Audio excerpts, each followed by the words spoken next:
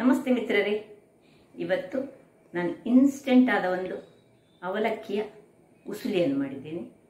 ಕರಾವಳಿಗರು ಹೆಚ್ಚಾಗಿ ಬೆಳಗಿನ ಹೊತ್ತಲ್ಲಿ ಸಮಯ ಇಲ್ಲದಿದ್ದರೆ ಕ್ವಿಕ್ಕಾಗಿ ಮಾಡುವಂತಹ ಈ ಒಂದು ಅವಲಕ್ಕಿಯ ಉಸುಲಿ ವೆಯ್ಟ್ ಲಾಸ್ ಮಾಡುವವರಿಗಂತೂ ಹೇಳಿ ಮಾಡಿಸಿದಂಥದ್ದು. ಯಾಕಂದರೆ ರುಚಿಗೆ ರುಚಿಯೂ ಬರ್ತದೆ, ಅವಲಕ್ಕಿಯಲ್ಲಿ ಹೆಚ್ಚು ಏನು ಈ ವೆಯ್ಟ್ ಹೆಚ್ಚಿಸುವಂಥ ಅಂಶಗಳಿಲ್ಲ.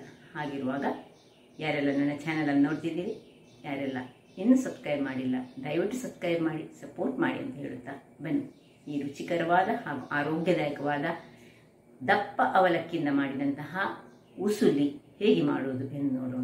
ನಮಸ್ತೆ ಮಿತ್ರರೇ, ಇಲ್ಲಿ ನೋಡಿ, ಇವತ್ತು ಈ ದಪ್ಪ ಅವಲಕ್ಕಿಯಿಂದ ನಾನು ಉಸುಲಿ ಮಾಡ್ತಿದ್ದೇನೆ. ಬಹಳ ಟೇಸ್ಟಿಯಾಗಿ ಬರುವಂತಹ ಈ ಉಸುಲಿಯನ್ನು ನೋಡಿ, ತೆಳುವ ಅವಲಕ್ಕಿ ಆದರೆ ಆಗಾಗಲೇ ನಾವು ಸ್ವಲ್ಪ ನೀರಿನಲ್ಲಿ ತೊಳೆದು ಮಾಡ್ಬೋದು. ಇದನ್ನು ಸ್ವಲ್ಪ ಹೊತ್ತು ಈ ದಪ್ಪ ಅವಲಕ್ಕಿ ಆಗೋದು, ಇದನ್ನು ಚೆನ್ನಾಗಿ ತೊಳೆದುಕೊಂಡು 2 ಸತಿ ತೊಳೆದುಕೊಂಡು ನಾನು ನೀರಿನಲ್ಲಿ ಒಂದು ಅರ್ಧ ಗಂಟೆ ಅಥವಾ 10-15 ನಿಮಿಷ ಹಾಕಿಟ್ಕೊಳ್ತೇನೆ. ಇಲ್ಲಿ ನೋಡಿ, ಇದನ್ನು ಮೊದಲಿಗೆ ತೊಳೆದುಕೊಂಡು ಮತ್ತೆ ನಿಮ್ಗೆ ಏನೆಲ್ಲ ಸಾಮಗ್ರಿಗಳು ಬೇಕೆಂದು ತೋರಿಸ್ಕೊಡ್ತೇನೆ.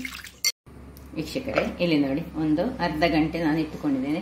ಬೇಕಿದ್ರೆ ನಿಮಗೆ ಬೇಗ ಆಗಬೇಕಂತ ಇದ್ದರೆ ನೀವು ಏನು ಮಾಡಬೇಕು ಹೇಳಿದ್ರೆ ಸ್ವಲ್ಪ ಬಿಸಿ ನೀರಿನಲ್ಲಿ ಹಾಕಿಟ್ರೆ ಸಾಕ್ತದೆ. ನೋಡಿ, ಒಳ್ಳೆ ನೆಂದಿದೆ. ಈಗ ಈ ನೆಂದಂಥದ್ದನ್ನು ನಾವೀಗ ಒಂದು ಗಾಳಿ ಸುದ್ರಲ್ಲಿ ಹಾಕ್ಕೊಂಡು ಇದರ ನೀರನ್ನು ತೆಗೆದುಕೊಳ್ಳೋಣ.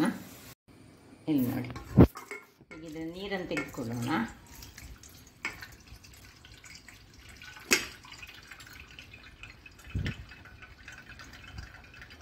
ಹೀಗೆ ಬರಬೇಕು. ಇಲ್ಲಿ ನೋಡಿ, ಈ ರೀತಿಯಾಗಿ ಇರಬೇಕು. ತುಂಬ ಮೆದು ಆಗಬಾರ್ದು ನಮಗೆ. ಸೊ ಹೀಗೆ ಇಟ್ಟುಕೊಂಡು ಇದನ್ನು ಸ್ವಲ್ಪ ಹೀಗೆ ಇದರಲ್ಲಿ ಇಟ್ಕೊಳ್ಳೋಣ. ಇನ್ನೀಗ ಬೇಕಾಗುವ ಸಾಮಗ್ರಿಗಳನ್ನು ನೋಡೋಣ. ಇಲ್ಲಿ ನೋಡಿ, ಒಂದು ಸ್ವಲ್ಪ ಬೆಲ್ಲ ಬೇಕು ನಮಗೆ. ಕೆಲವರು ಸಕ್ಕರೆ ಯೂಸ್ ಮಾಡ್ತಾರೆ, ನಾನು ಬೆಲ್ಲ ಯೂಸ್ ಮಾಡ್ತಿದ್ದೇನೆ. 1 ಚಮಚದಷ್ಟು ಉದ್ದಿನ ಬೇಳೆ, 1 ಚಮಚದಷ್ಟು ಕಡಲೆಬೇಳೆ, 2 ಚಮಚದಷ್ಟು ಈ ನೆಲಕಡಲೆ,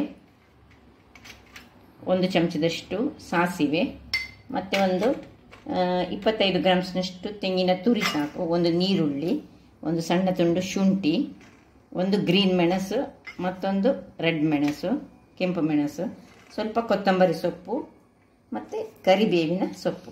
ಈಗ ಮೊದಲಿಗೆ ಒಂದು ಮಿಕ್ಸಿ ಜಾರ್ನಲ್ಲಿ ನಾವು ಏನು ಮಾಡುವ ಹೇಳಿದರೆ ಇದಕ್ಕೊಂದು ಮಸಾಲೆ ರೆಡಿ ಮಾಡಿಕೊಳ್ಳೋಣ. 1 ಕೆಂಪು ಮೆಣಸು, ಗ್ರೀನ್ ಚಿಲ್ಲಿ ಹಾಕ್ಕೊಳ್ತಿದ್ದೇನೆ ನಾನು. ಸ್ವಲ್ಪ ಈ ಕೊತ್ತಂಬರಿ ಸೊಪ್ಪನ್ನು ಹಾಕ್ಕೊಳ್ಳೋಣ. 1 ಕರಿಬೇವಿನ ಎಲೆ, 1 ಅಥವಾ 2 ಸಹ ಹಾಕ್ಕೊಳ್ಬೋದು, ನಿಮಗೆ ಬೇಕಿದ್ದಷ್ಟನ್ನು ಹಾಕ್ಕೊಳ್ಳಿ. ಹಾಕಿದರೆ ಒಳ್ಳೆ ಆಗ್ತದೆ ಕರಿಬೇವಿನ ಸೊಪ್ಪನ್ನು ಹಾಕಿದರೆ. ಮತ್ತು ಇದಕ್ಕೆ ಸ್ವಲ್ಪ ತೆಂಗಿನ ತುರಿ, ಇದರಲ್ಲಿ ಅರ್ಧದಷ್ಟು ತೆಂಗಿನ ತುರಿ, ಒಂದು 25 ಗ್ರಾಮ್ಸ್ನಲ್ಲಿ ಒಂದು 10-15 ಗ್ರಾಮ್ಸ್, ಒಂದು 2 ಚಮಚದಷ್ಟು ಇದಕ್ಕೆ ಹಾಕ್ಕೊಂಡು ಇದರಲ್ಲಿ ಬೆಲ್ಲ ಸಹ ಹಾಕ್ಕೊಂಡು ಸ್ವಲ್ಪ ಉಪ್ಪನ್ನು ಹಾಕಿ ಈಗ ಅದನ್ನೊಂದು ಸಣ್ಣ ಇದು ನೀರೇನು ಹಾಕ್ಕೊಳ್ಳಿಕ್ಕಿಲ್ಲ, ಉಪ್ಪನ್ನು ಹಾಕ್ಕೊಳ್ತಿದ್ದೇನೆ. ಗ್ರೈಂಡ್ ಮಾಡಿ ತರ್ತೇನೆ, ಒಂದು ಡ್ರೈ ಗ್ರೈಂಡ್ ಆಗಿ ಅಷ್ಟೇ. ವೀಕ್ಷಕರೇ, ಇಲ್ಲಿ ನೋಡಿ, ತರಿಯಾಗಿ ನಾನು ರುಬ್ಬಿಕೊಂಡು ಬಂದೆ. ಶುಂಠಿ ಸಹ ಹಾಕ್ಕೊಂಡಿದ್ದೇನೆ ಅದರೊಟ್ಟಿಗೆ. ಸೊ ಇದರಲ್ಲಿ ಶುಂಠಿ, ಕಾಯಿ ಮೆಣಸು, ತೆಂಗಿನ ತುರಿ, ಬೆಲ್ಲ ಮತ್ತು ಕರಿಬೇವಿನ ಸೊಪ್ಪು, ಕೊತ್ತಂಬರಿ ಸೊಪ್ಪು. ಶುಂಠಿ ನೋಡಿ ಸಣ್ಣದಾಗಿ ಅದರಲ್ಲಿ ಉಂಟು, ತೊಂದರೆ ಇಲ್ಲ, ಅದು ಇದ್ರೆ ಸಹ ಒಳ್ಳೆಯದಾಗ್ತದೆ, ನಮಗೆ ಪರಿಮಳ ಬರ್ತದೆ. ಈಗ ಇಲ್ಲಿ ಇದೊಂದು ಬಾಣಲೆಯನ್ನು ಇಟ್ಕೊಳ್ಳೋಣ.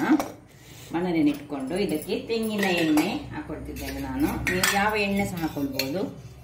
ನೋಡಿ, ಒಂದು 3 ಚಮಚದಷ್ಟು ತೆಂಗಿನ ಎಣ್ಣೆಯನ್ನು ಹಾಕ್ಕೊಳ್ತಿದ್ದೇನೆ. ತೆಂಗಿನ ಎಣ್ಣೆಗೆ ಈ ಮೊದಲಿಗೆ ಈ ಕಡಲೆ ಬೀಜವನ್ನು ಹಾಕ್ಕೊಳ್ತಿದ್ದೇನೆ.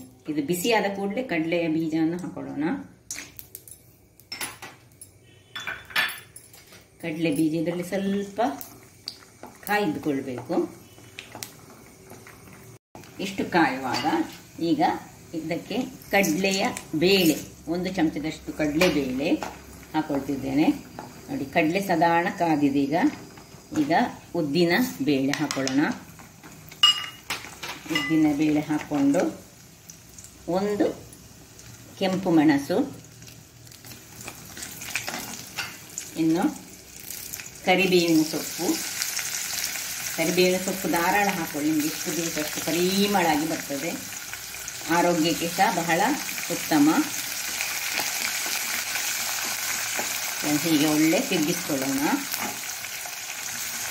ಕರಿಬೇವಿನ ಸೊಪ್ಪು ಸ್ವಲ್ಪ ಕ್ರಿಸ್ಪಿ ಆಗ್ತದೆ ಅಂತ ಆಗುವಾಗ ನಾವು ಈಗ ಈ ಸಾಸಿವೆಯನ್ನು ಕೊನೆಯದಾಗಿ ಹಾಕೊಳ್ಳೋಣ.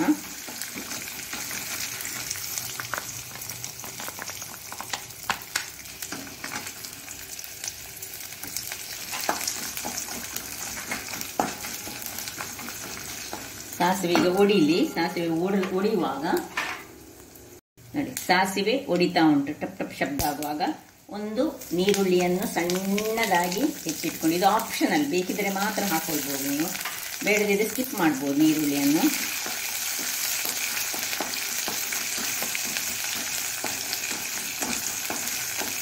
ಇದೆಲ್ಲ ಒಗ್ಗರಣೆಗಳು. ಈಗ ಆ ಒಗ್ಗರಣೆಗೆ ನಾವು ಏನು ಪೇಸ್ಟ್ ಮಾಡಿದ್ದೇವೆ ನೋಡಿ, ಇದನ್ನು ಅದಕ್ಕೆ ಹಾಕೊಳ್ಳೋಣ.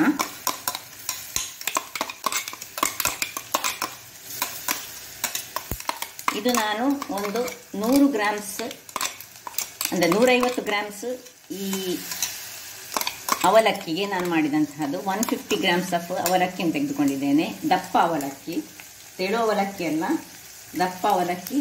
150 ಗ್ರಾಮ್ಸ್ಗೆ ಒಂದು 3 ಮಂದಿಗೆ ತಿನ್ಬೋದು, ಅಥವಾ 4 ಮಂದಿಗೆ ಹೆಚ್ಚು ಹೇಳಿದರೆ.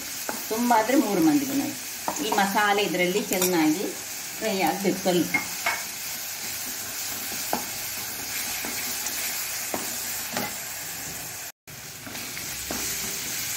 ನೋಡಿ, ಘಮ ಘಮ ಪರಿಮಳ ಬರ್ತಾ ಉಂಟು. ಆ ಒಂದು ಮಸಾಲೆ ಅದರಲ್ಲಿ ಬಿದ್ದ ಕೂಡಲೇ ಅದರ ಪರಿಮಳ ಇಮ್ಮಡಿಸ್ತದೆ. ಅದರಲ್ಲಿ ಕರಿಬೇವಿನ ಸೊಪ್ಪು ಮತ್ತು ಕೊತ್ತಂಬರಿ ಸೊಪ್ಪು ಸಹ ಉಂಟಲ್ಲ, ಹಾಗಾಗಿ ಬಹಳ ಪರಿಮಳಯುಕ್ತವಾಗಿ ಬರ್ತದೆ. ಇಲ್ಲಿ ಬೇಕಿದ್ರೆ ನೀವು ಸ್ವಲ್ಪ ನಿಮಗೆ ಇಷ್ಟ ಇದ್ದವರು ಗರಂ ಮಸಾಲೆ ಪುಡಿಯನ್ನು ಹಾಕ್ಕೊಳ್ಬೋದು. ನಾನು ಹಾಕ್ತಾ ಇಲ್ಲ. ಹಾಕಿದ್ರೆ ಕೆಲವರಿಗೆ ಗರಂ ಮಸಾಲೆ ನನಗೆಲ್ಲ ಇಷ್ಟ ಆಗೋದಿಲ್ಲ ಅಷ್ಟು. ಗರಂ ಮಸಾಲೆ ಬೇಕಿದ್ರೆ ಹಾಕ್ಕೊಳ್ಬೋದು. ನೋಡಿ, ಸ್ವಲ್ಪ ಹಳದಿಯನ್ನು ಹಾಕ್ಕೊಳ್ತಿದ್ದೇನೆ ನಾನು.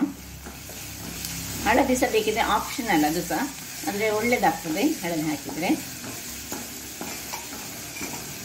ಇನ್ನು ಏನು ನಾವು ಇದು ನೀರಿನಿಂದ ತೆಗೆದುಕೊಂಡಿಟ್ಟಿದ್ದೇವೆ ನೋಡಿ, ಇದನ್ನು ನೆನೆಸಿಟ್ಟಂತಹ ಅವಲಕ್ಕಿ, ಇದನ್ನೀಗ ಹಾಕ್ಕೊಳ್ತಿದ್ದೇನೆ.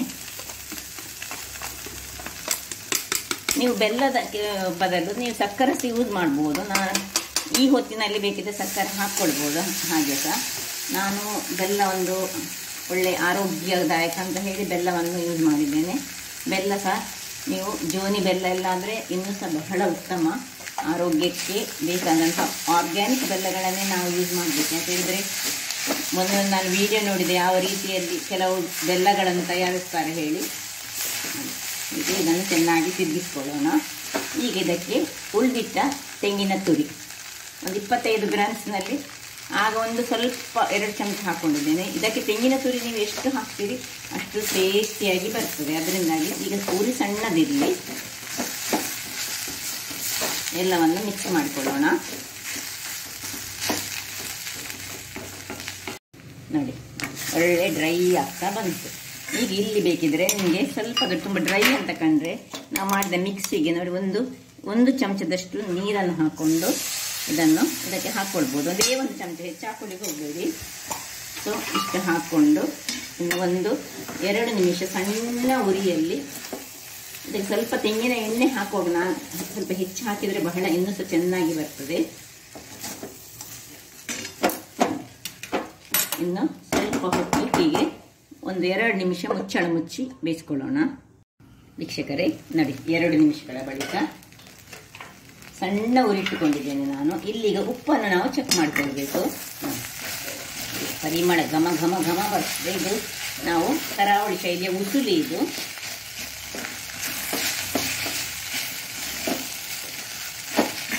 ಇನ್ನೀಗ ಇದಕ್ಕೆ ನಾನು ಉಪ್ಪು ಸ್ವಲ್ಪ ಚೆಕ್ ಮಾಡ್ಕೊಳ್ತೇನೆ. ಕಮ್ಮಿ ಇದ್ದರೆ ಹಾಕೊಳ್ಳೋಣ. ಸರಿಯಾಗಿ ಉಂಟು. ಈಗ ಕೊತ್ತಂಬರಿ ಸೊಪ್ಪು, ಇದು ಆಪ್ಷನಲ್, ಬೇಕಿದ್ರೆ ಹಾಕ್ಕೊಳ್ಬೋದು, ಬೇಡದಿದ್ದರೆ ಬಿಟ್ಕೊಳ್ಬೋದು. ರೆಡಿ ಆಯಿತು. ಆಫ್ ಮಾಡ್ಕೊಳ್ಳೋಣ. ಇನ್ನು ಸರ್ವಿಂಗ್ ಟೈಮ್. ವೀಕ್ಷಕರೇ, ಈಗ ಸರ್ವ್ ಮಾಡೋಣ. ನೋಡಿ ಹೇಗೆ ಬಂದಿದೆ ನೋಡಿ. ಸೊ ರುಚಿ ರುಚಿಯಾದ ಸರ್ವ್ ಮಾಡ್ತಿದ್ದೇನೆ.